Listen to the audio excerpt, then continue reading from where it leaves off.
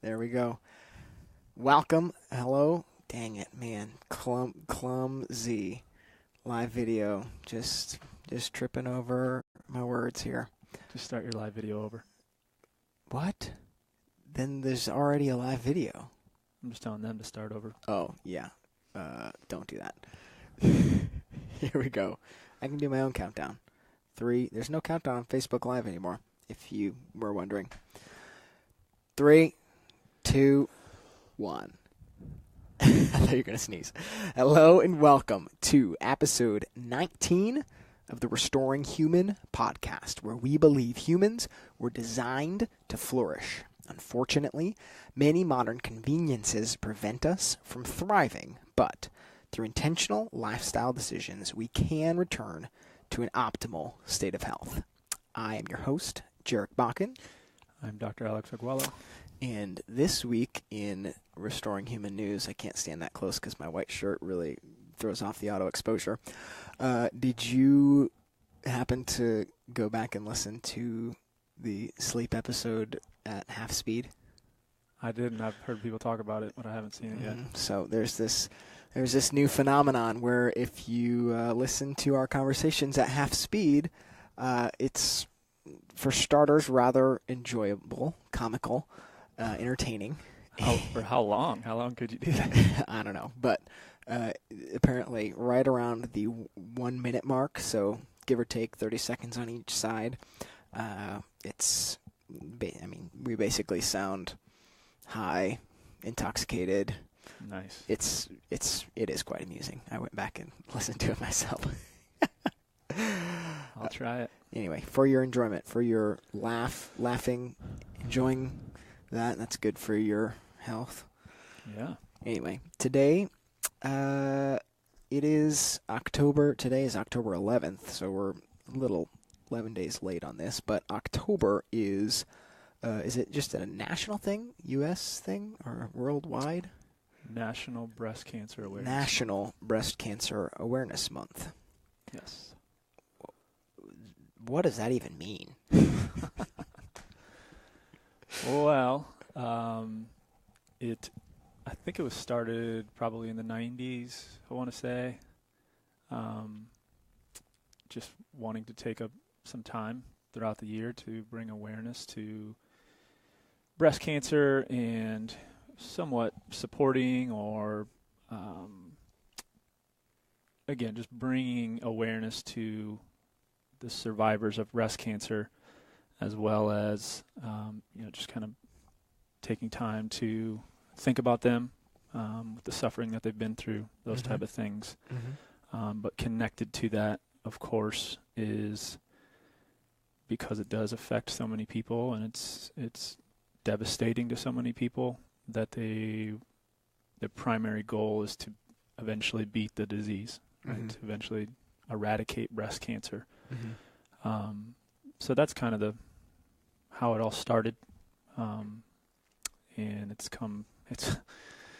it's went in many different directions, and there's lots of crazy things about it. But that's, I guess, from a foundational level, that's what it's about. So, Breast Cancer Awareness Month. Breast cancer, I'm assuming at some point there was a spike in, like breast cancer cases, and that would cause need for people to know about it? Yeah, I mean, I don't know. I mean, honestly, when you said that we should talk about this, I got a little nervous, just because I know, this can be a polarizing topic, I guess, is a way to describe it. Yeah. And I honestly, I probably 4 or 5 years ago is when I had a bigger focus on cancer and, I guess, somewhat even speaking out against traditional, how cancer is looked at and treated and prevented and those type of things. And I haven't really done much of that lately, so it was, man, I have to dive back into getting into that subject. So I don't know, I would have to kind of refresh on the whole history of it, but Yeah. From what I do remember, there had something to do with, yes, breast cancer incidence not only was on the rise, but we had put all this time, money, research, energy into figuring out how we could beat cancer overall, but specifically breast cancer. Mm-hmm. But there was just no change in the amount of people that were getting breast cancer, and no change in the amount of people that were dying from breast cancer. So there was actually one lady that decided to, just because she wanted to bring awareness to women who were struggling with breast cancer, she would hand out ribbons. Pink ribbons. They actually were peach in the peach. beginning. And she would hand them out to women just to kind of say, hey, I'm thinking about you. I understand what you're going through. Just want you to know that we're bringing awareness to this, and hopefully this is a disease that's going to be beat one day. And somehow this lady made a huge impact on, I guess, the nation. Uh-huh. And then that's when, these organizations started to get involved and say, hey, we want to help you with your what you're trying to do there. Got it. And then it went from bigger organizations getting together and helping, and then that's when it switched from the peach to the pink. Mm-hmm. And now it is to what it is, where there's all these different organizations trying to help promote breast cancer awareness and that. But again, in the beginning it was, hey, more people are getting breast cancer, more people are dying from breast cancer. We really need to bring awareness to this to figure out how to beat this. Mm-hmm. I wouldn't necessarily say that's where it's gotten to right now. So what has happened as a result of this? Well, corporations have gotten involved, and there's always, I guess, conflict of interest, right. you'd say, right. that comes along with big corporations, because, regardless of what that corporation does to make money, kind of the basic goal of any corporation is to make money. Sure. Right? So it's not some big charitable thing where they're trying to figure out, okay, we make all of our money here, now let's figure out how to give back and support this particular cause. It's, yes, let's support this cause, but let's do it in a way where it's also profitable for us. Sure. And then that attracts other organizations that, of course, they want the persona of helping and giving back and right. supporting good charities, mm-hmm. but it's always connected to some sort of what's happening with their bottom line, I'm sure. Sure. So I guess some couple examples of that would be partnering with organizations that sell things that have clearly been linked to making people sick. Right. Whether it's chemicals that the chemicals themselves that they sell, or chemicals that are in a food product that they sell, mm-hmm. A number of different things like that. They donate money to some of these organizations. Sure. And it's buy this product that we've now made pink, mm-hmm. and we'll donate some of those proceeds to these organizations. Mm-hmm. So you're supporting a good cause. Mm-hmm. Not only are you supporting their cause, you're supporting their business, mm-hmm. but you're also contributing to something that has been known to cause the problem that trying to prevent. Necessitates the quote-unquote cause. Yeah. Yeah, so, and again, who knows how deep that goes? Who mm-hmm. knows? There's a bunch of different, I don't know if I'd call them conspiracy theories, but there's a bunch of different sure. things that the whole thing is corrupt. And, you can look at how much money some of the CEOs and presidents of these organizations make, multiple hundreds of thousands of dollars every single year for mm-hmm. a nonprofit organization. Seems kind of crazy. Mm-hmm. I don't know if I would, if we need to necessarily hit on that much, but it's just gotten completely away from where it started. Really trying to bring awareness to something that is devastating to women. Yeah. And help them, support them in what they're going through, but also, yes, let's really try to figure out how can we minimize the effects of this disease, and if we can completely eliminate it, then let's do it. That doesn't seem to be what the goal sure is anymore. Sure. Like we've talked about before how when you are in, I'm taking food as an example, when you're in the grocery store, we've talked about kind of shopping towards the outside. Well, this month you would probably notice that it's the stuff on the inside that has pink tags on everything. Yeah. So that, I mean. Well, some of the grocery stores, like right when you walk in, first thing you see is there you go. a bunch of pink cookies. Yeah. And yeah, pink bags of chips and all that stuff. So again, I mean, it's just kind of weird. It's, I mean, if we just forget about, I mean, I'm sure we'll get into kind of even the whole problem with just what they're trying to bring awareness to. But let's say that that's fully good. Like that is, yes, absolutely what we want to do. Just the way that they're trying to bring, that they're trying to promote that is crazy. Like we just mentioned, they're using cookies and they're using buckets of chicken and they're using soda and all these things that I guess to give them the benefit of doubt, they want everybody to be aware of what they think is the right way to prevent breast cancer and get rid of the disease. And they know people are going to eat chicken. They know people are going to eat cookies. They know people are going to drink pop. So we might as well put that in front of them. Right. But again, it just seems odd that they would support organizations that are promoting things that would lead to the problem that they're trying to prevent. Seems backwards. Yeah. So what are the inner workings of what do they think the solution is? So there was one of the first. So basically, they think the earlier we can detect a disease, the better that person's chances of surviving whatever this disease. Which again, common sense says, yeah, that's right. Of course, if we find it early enough, we're going to be able to beat it. Sure. So before we get into problems with that, so then they say, so then let's promote the heck out of finding things as early as possible. And this goes across the board. It's not just breast cancer. For really every cancer, they would say this is the case, which is why they recommend colonoscopies, which is why they recommend PSA levels being checked for prostate cancer. But they say if breast cancer is going to happen, we can detect it early with a mammogram. So if that's the primary way we find breast cancer, then why don't you just continue to not check yourself, but go to the doctor and be checked every single year, every couple years, depending on what age you are, until we find it. And then if we find it early enough, you can get treatment and you're good. You're going to survive. So some of the early studies that they did on if we find it early enough, yes, the incidence of breast cancer and the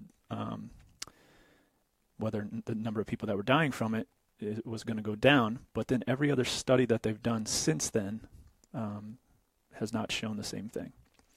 And even that one that showed that it was a benefit was only a 30% relative risk, which we don't have to get into the specifics of that, but if you remember us talking about the whole What the Health documentary, they were citing a lot of stuff that was all relative risk instead of absolute. So like they're saying processed meat caused cancer by a certain percentage. Well, that was the relative percentage. It wasn't the absolute percentage. It was basically one more person died per 100,000 or something like that of cancer compared to if they didn't eat processed meat. So the same thing with this. It's just a relative risk. It's just a small number of women that would survive breast cancer because they would get early treatment if they continued to get the mammograms every year. But even that small change hasn't even been shown with all the follow-up studies. So then there's, of course, some changing of the recommendations, and now I think there's not really even a overall recommendation for what doctors can look to say, okay, this is what I should be recommending to my patients. American Cancer Society might be different from the National Institute of Health. The different journals that do all these studies are recommending different stuff. So even on like the Susan G. Komen website, they admit that. They say we don't really know the right recommendations. Here's what we do recommend based off the studies that we know, but there's not a consensus on how to do these things. But overall, they would say early detection is the way to do this. If we can just get women to start doing more mammograms all women to do more mammograms, then we would eventually eradicate breast cancer because we'd find it early enough to where people wouldn't be dying from it. Sure. So what's the typical like treatment course when they do find it? Well, with breast cancer, it's typically, if they find it early enough, it's so most people know is a lump in their breast, right? So they would do what's called a lumpectomy. They would take that lump or the tumor, which is really what it is, out of the breast, and then they would do follow-up with radiation, sometimes chemotherapy, to hopefully kill anything else that they didn't get with the lumpectomy. So that's the traditional treatment for breast cancer. Again, if we can find it early enough and do those treatments, then they would say you're going to have a better chance of surviving. They can show that in research. They can show that it's a small number, but they can show that more women survive after 5 years if they find it early and they treat it. A couple problems with that is when it comes to cancer, unlike any other sort of disease, a breast cancer, prostate cancer, colon cancer, a survivor means that person lived 5 years after they were diagnosed. Okay. Means that they could die the next day. Sure. But they're still a cancer survivor. So that's what figures into these statistics.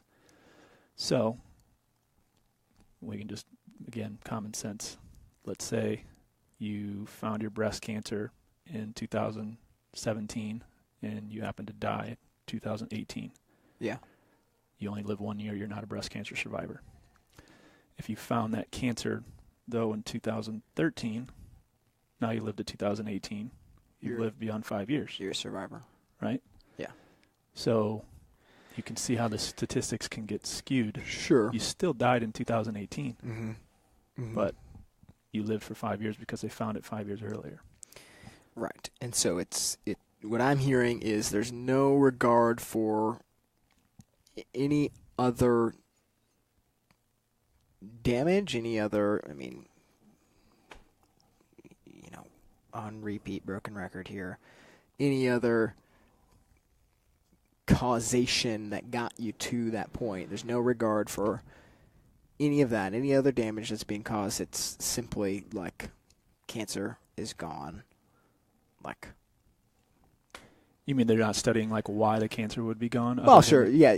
I mean, I'm hearing that, but I guess with what you're saying as far as the statistics, like, yes, they might remove the cancer itself, but like something got you to that place, and even though you made it 5 years out, like that's, you understand what I'm saying? I think so. Basically what I was trying to say is it doesn't matter necessarily when you detect it. I mean, it does matter based off of how they're determining if somebody survives or not. But what research is showing with mammograms is if somebody has an invasive form of breast cancer, which may be something important to say, there's many different forms of breast cancer, right? It's not just breast cancer. Some of them are more invasive, more aggressive than others. If a woman has it, it doesn't matter if they detect it 10 years earlier or 1 year earlier. The statistics show they're going to die based off of traditional treatments that we have in modern medicine. So the statistics, when they can say, hey, we're saving lives by promoting mammograms, what they're figuring into those statistics is just detecting cancers that potentially weren't going to kill a woman in the first place.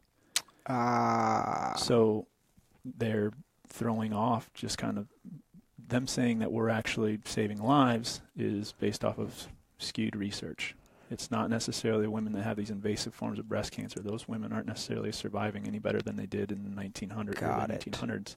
Got it. It's but they can say, yes, what we're doing is working because they're figuring in all these women that they're detecting early that they're getting the treatments and they weren't going to die anyway.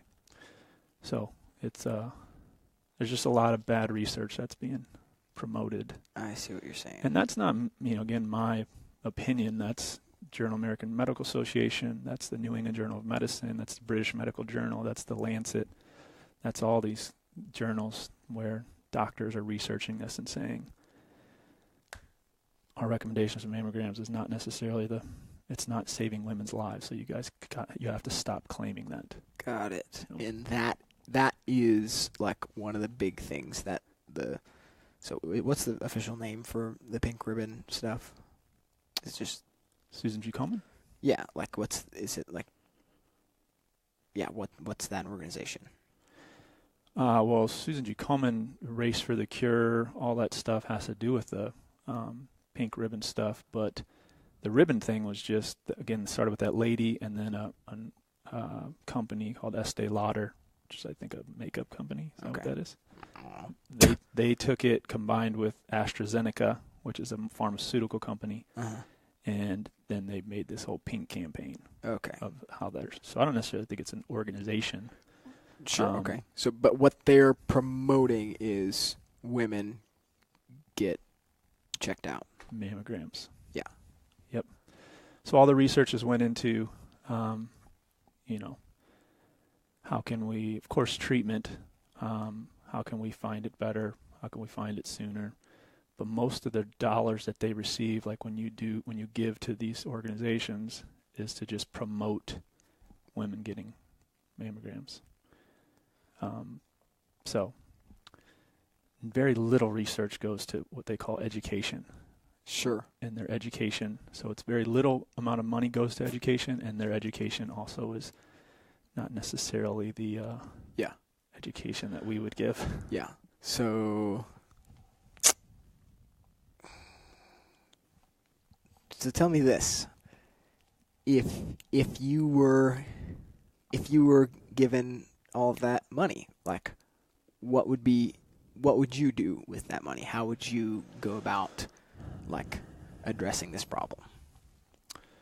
Well, I think research is pretty clear. Research done on epigenetics, which is basically just the study of how our genes get turned on and off or get expressed. Research on genetics and how it relates to disease. And then what's called nutrigenomics, so the study of food and how it affects our body, basically. All of that combined research is pretty clear that, yes, there is a genetic component to any sort of disease, cancer included, but only about 5% of why a disease would happens because of your genetics. 95% is the other stuff. So if 95% is all of the things that is in our environment, then I would say most of the research dollars should be going to promoting those type of things, right? Educating on what's the environment you should be putting your body into. Instead of, hey, there's nothing we can do about it, even though 95% is what you do about it. Let's just promote detecting it early. Go ahead and do whatever you want with your environment, but we'll detect it early, and then we'll treat it for you. So that's what I would do, is put money into educating women on what they can do to get their bodies healthy and prevent it that way. Sure.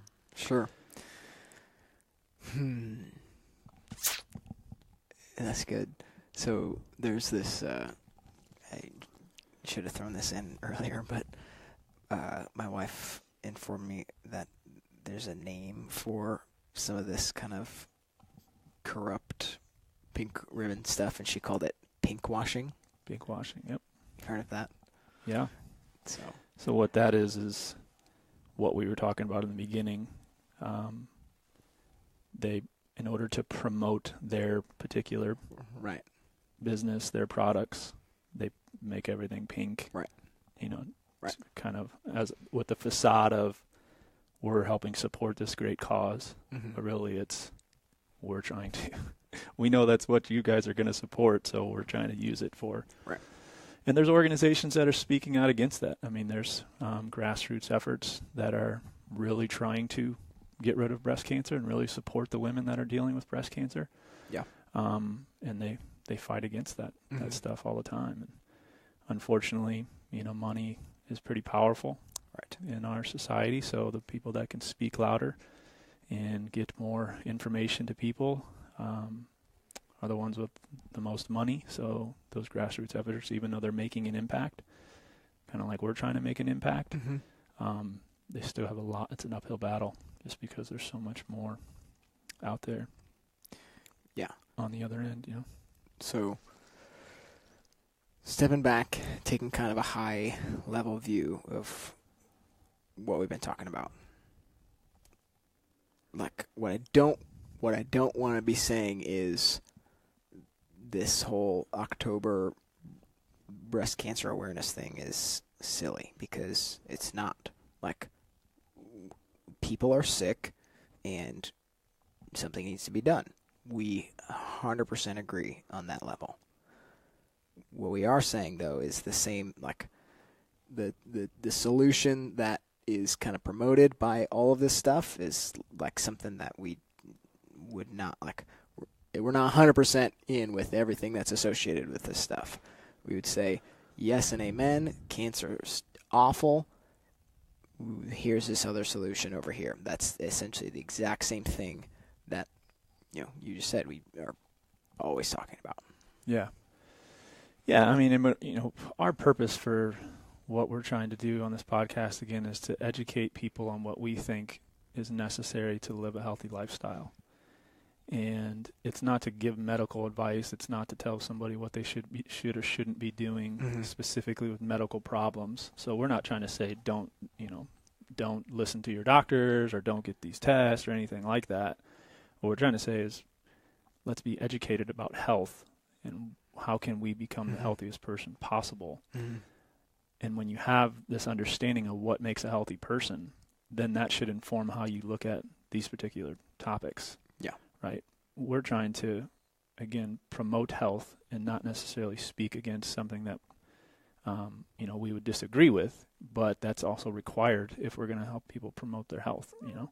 Right. So that's kind of what we're doing. So, yeah, like you said, the awareness that people are suffering from this disease is phenomenal, right? I'm glad we have it. It kind of stinks that that's not all the time, right? Like people aren't doing things to bring awareness to this all the time, but that we have to have one month to do that. But yeah, I guess there's some negative stuff that comes with it, you know, which makes sense. I mean,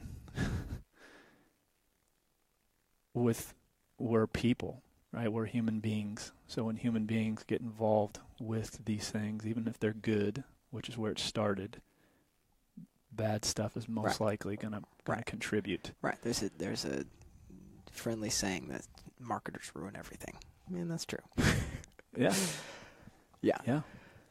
So, I guess to be somewhat practical, like what we would say, the way to try to avoid the end result of getting breast cancer and having your life cut short because of it is promoting a lifestyle and an environment where cancer can't survive. Like, that's the most simple way to put it, I think. Yeah, I mean, so again, you know, we think a lot of the stuff is crazy, right? So making a pink chicken bucket when we know things that are in chicken contribute to us developing something like a cancer. So promoting that or using that to promote cancer prevention seems crazy. And we could speak out against that all day. But to me, the number one thing that we would want to speak out against is what they're promoting in general.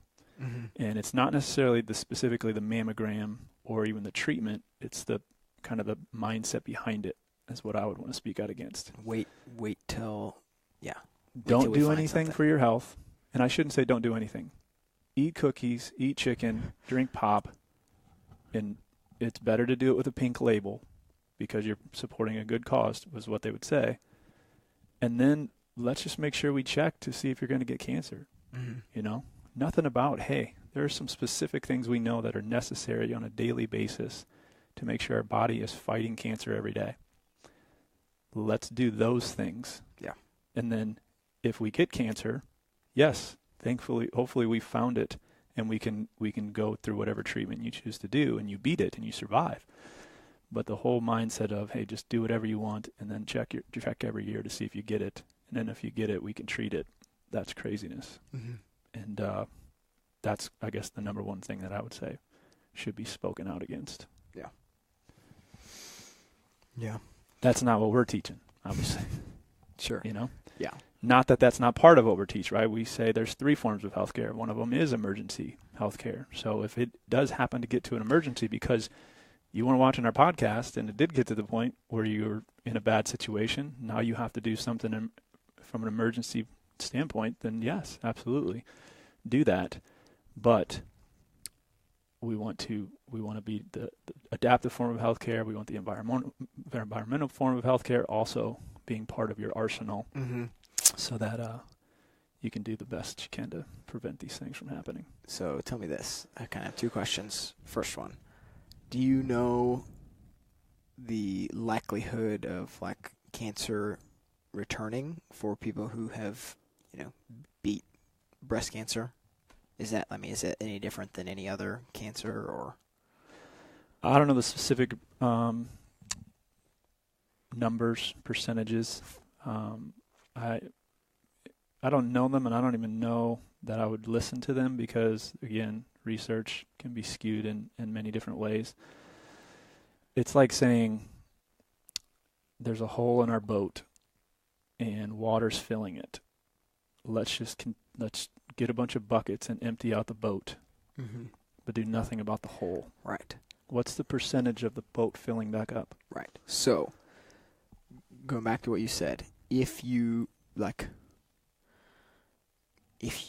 are in the situation, or probably more applicable, if you were in the situation where you found out that you had breast cancer, immediately, went through the typical, process of getting that removed, but change nothing else, it's a matter of time until that lifestyle produces a very similar result, whether it's, that same thing or a different, form of cancer somewhere else in your body.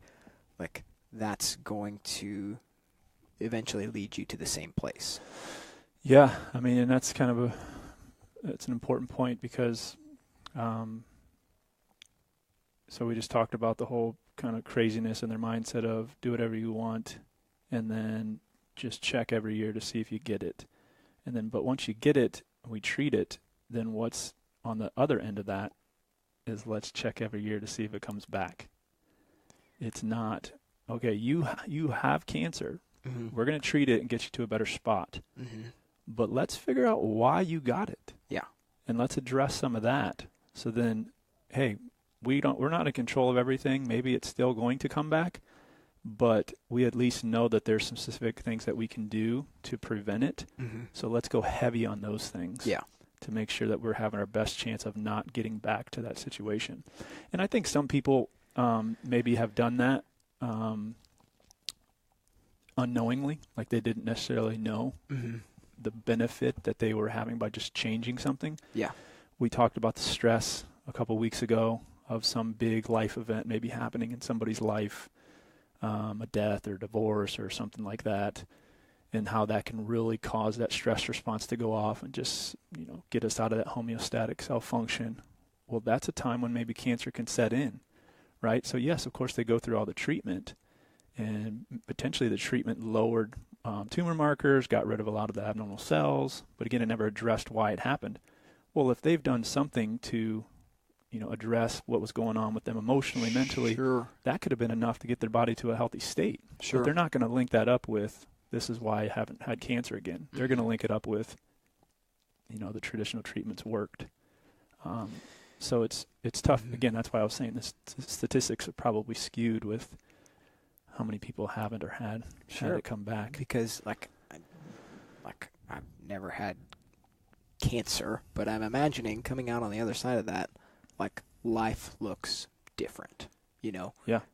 You have a different sense of gratitude, probably on a daily basis, that makes day-to-day life significantly different. Yep. And so, in that aspect, we would definitely call that a positive. Yeah. And so I guess it's just a matter of understanding what's actually happening there.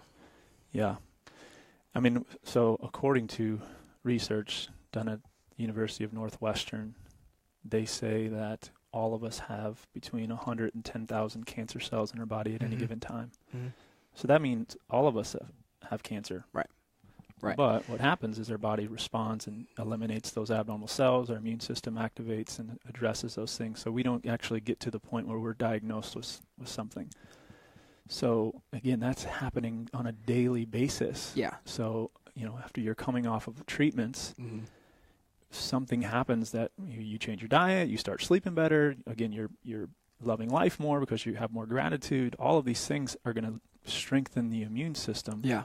All that's going to contribute to whether or not you have cancer again. Now, none of that changes, and all the kind of the same environment is in your body and around your body that led to the cancer in the first place. Yeah. And then maybe even worse because of the treatments. Then, of course, you're going to get cancer again. Yeah. I'm glad you said that, because for me personally, the first time I kind of heard that and understood the fact that all of us have like these precancerous cells in our body, and like it's just a matter of how well you're getting rid of that and fighting that and like not allowing that to take over. Like that was a pretty, like, I don't know what you want to call it, just philosophy shift, mindset change, that like something clicked when I understood that. Yeah. When I was in school, I visited a chiropractor up in Michigan, and he was doing the screening that we were going to was at some sort of Race for the Cure, some sort of breast cancer awareness thing. And when I was listening to his conversations with people, what he was trying to get him is that specific shift there. He's like, everybody hears the C word and they immediately think death sentence, right? Sure. Like, sure, I'm going to have to be pretty fortunate, pretty lucky to come out of this. And he said, but what if we just switch the name from cancer to sluggish immune system, which is, again, all research is showing it. Yeah. If your immune system gets suppressed enough, that's when cancer can overcome your body. Yeah. He said, what would people do then? They would strengthen their immune system, right? Yeah. But instead we see cancer and we're like, we have to go to war with that. We have to eliminate it. We have to do everything we can to get rid of that C word. Yeah. Instead of, why is it there? How can we, I have a quote over there. Can't see it, but it's on one of my whiteboards. It's from B.J. Palmer, and he says that all other health professions are, I'm going to get it wrong here, but basically saying all of the health professions are addressing the environment to try to suit the weakened body. But chiropractic addresses the human body to suit the environment. So basically that adaptive form of healthcare, saying let's strengthen the body so that whatever its environment it's in, it can survive and hopefully thrive. Yeah. Where other professions are like, we can't do anything about your environment. We can't do anything about how you adapt the environment. Let's just treat the effects of whatever environment you're in or how your body is adapting to the environment. So let's get rid of bugs. Let's, find treatments for stuff that we can't get rid of. All of those things. That's kind of the philosophy. And this, breast cancer thing falls right under that philosophy. Sure. Yep. Cool. You have other stuff you wanted to hit on with this? Trying to remember what we've hit on. Again, we can put stuff in below the video or on our Facebook page to people can read up on stuff, specific studies if they want, know what we're talking about or what they can do. But some specific things that you can do that they know have a huge effect on just whether or not your body's going to get cancer is antioxidants. So those are things that are, found in berries and blueberries, raspberries, all those different things. If your body is addressing what they call oxidative stress is what can come in and affect your cells negatively, affect your DNA negatively, and then cause this kind of cascade of abnormal cell growth. So if you're addressing that through antioxidants, then now you've done something that's going to promote the healing of your body or defending of your body.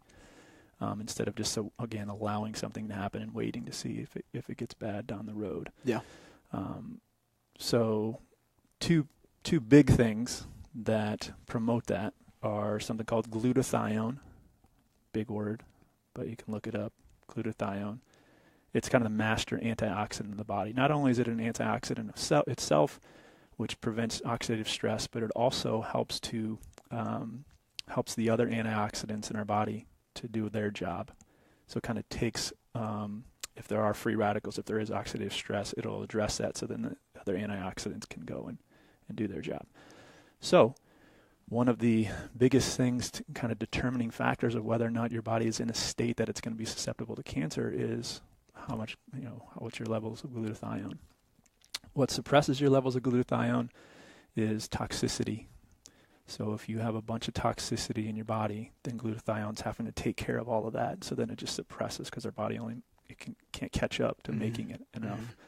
So if you're not eating foods like broccoli, Brussels sprouts, cauliflower, kale, all these things that are glutathione promoting, and then you're getting all this toxicity in your body, again, there's not enough glutathione to go around. Your body's going to succumb to oxidative stress, which leads to abnormal growth or cell growth, which can lead to cancer. So maximizing your glutathione levels through eating those foods. There's also supplement form, but also minimizing toxicity would be something that's huge. And then the second one is vitamin D. Vitamin D is huge. They can create cancer cells in a petri dish, and they start to proliferate, which is what cancer does. As soon as they put vitamin D in there, it stops the proliferation. Now, you can't link that for it's done in a petri dish to say, hey, that's exactly what's going to happen in the human body. Mm-hmm. Of course, it's more complex than that.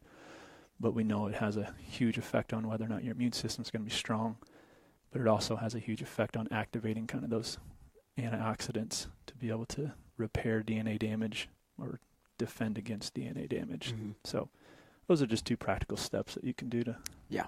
Vitamin D levels, glutathione levels are huge. For sure. From that, it's just all the other things we talk about, right? Eating the real food, exercising on a daily basis, at least moving on a daily basis. It's sleeping well. It's avoiding stress as much as you can, avoiding toxicity. All those different things are huge. Yeah. So, I think just to give you a little foreshadowing here, like the vitamin D thing, so one thing on our list that we know we're going to talk about soon is just supplements in general, and that's definitely one of the things that's on that list. So you can be looking forward to that. Just cancer in general is something that we will definitely hit more specifically on. But then also that, like, the toxicity of our environment, that's another one soon to be looking forward to. So there's... I guess the last thing that I would say, and this is definitely not something that I'm an expert on, but again, we can give you good resources to read stuff on. But and why I say I'm not an expert in it is because, again, we're about promoting health and trying to stay as much in that sort of philosophy as possible, not necessarily trying to find disease and what to do about that. So if somebody's like, well, I'm still concerned about breast cancer, and I have, genes for it. My mom had it, my grandma had it, my aunt has it, all those different things, which we didn't really hit on much. I guess we could talk about that a little bit too. But there's other ways of detecting whether or not you're susceptible to getting breast cancer as opposed to getting mammograms. Mm-hmm. Primarily something called a thermography scan. It's just a heat reading of the breast tissue looking for blood supply. So again, if cancer is going to develop, it needs lots of blood supply to be nourished well so it can survive and thrive. Yeah. So what some studies have shown is that mammograms need about, I think it's 6 or 7 years of development where it's in the billions and billions of cells, abnormal cells, to detect a lump. These thermography scans only need about 200 cells. So you can detect it far sooner than you would if you get a mammogram. It's far more safe, right? There's no radiation. There's no pinching down on the breast. It's all done through heat reading. And some studies show it's 90% of actually detecting it. So that's something that I would look into if you are concerned about breast cancer and want to check to see if where you're at with those sort of things. That's cool. Sweet. Well, folks, first off, shout out to Brandon. Said good stuff, guys. Thanks, Brandon. Which reminded me, I'm gonna try to get better about putting up something either on Facebook or Instagram, like letting people know that certain times where we're gonna go live, where you can hop onto Facebook and join us as we are discussing things. If you've got specific questions that you would like us to answer, but also just a reminder that after the fact, you can always comment on stuff. Is that a notification? Oh, I should say this too. You can set on your phone. Alex just got a notification on his phone that we were live with episode 19. You can go into your settings if you want to never for sure miss anything and get all the notifications for when we go on with this stuff. But yeah, so that way we can start answering some live questions. Yeah. Because I think, hey, I'll let the cat out of the bag. I guess we haven't talked about this much, but we would love if this was like completely Q&A. Like if we could just toss out a topic and get enough questions to just like fire back exactly what people want to know about. I think that's like end game, like where we would love to get to.